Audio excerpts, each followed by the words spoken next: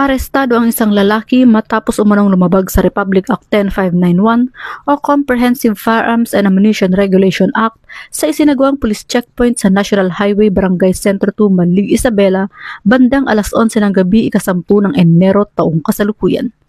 Kinilala ang suspect na si alias Ray, 49 anyos, isang magsasaka at residente ng Botigue para sa Lis Mountain Province. Nahuli ang suspect habang nagsasagawa ng checkpoint ang mga kapulisan ng Malig Police Station bilang bahagi ng patuloy na kampanya ng PNP laban sa kriminalidad. Ayon sa ulat, pinara ng mga tauhan ng checkpoint ang isang itim na Mitsubishi Estrada na may bahagyang bukas na bintana. Sa isinagawang plain view observation, napansin ng checkpoint personnel ang isang baril na inilarawang Colt AR-15 caliber 9mm na nakapwesto sa gawing kanan ng driver at kaliwa ng pasahero na kinilalang anak ng driver. Nang hingan ang suspect ng kaukulang mga dokumento, nabigo itong magpakita ng mga kinakailangang papeles dahilan upang siya ay arestuhin.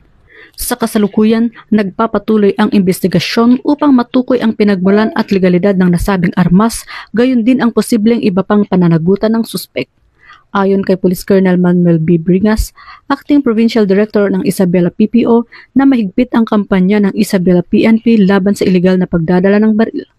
Ang operasyong ito ay patunay ng patuloy na pagbabantay ng mga kapulisan upang matiyak ang kaligtasan at kaayusan ng publiko. Mula dito sa Lambak ng Cagayan, ako ang inyong Police News Network Correspondent, Patrolwoman Balyada, alagad ng batas, tagataguyod ng balitang pulis.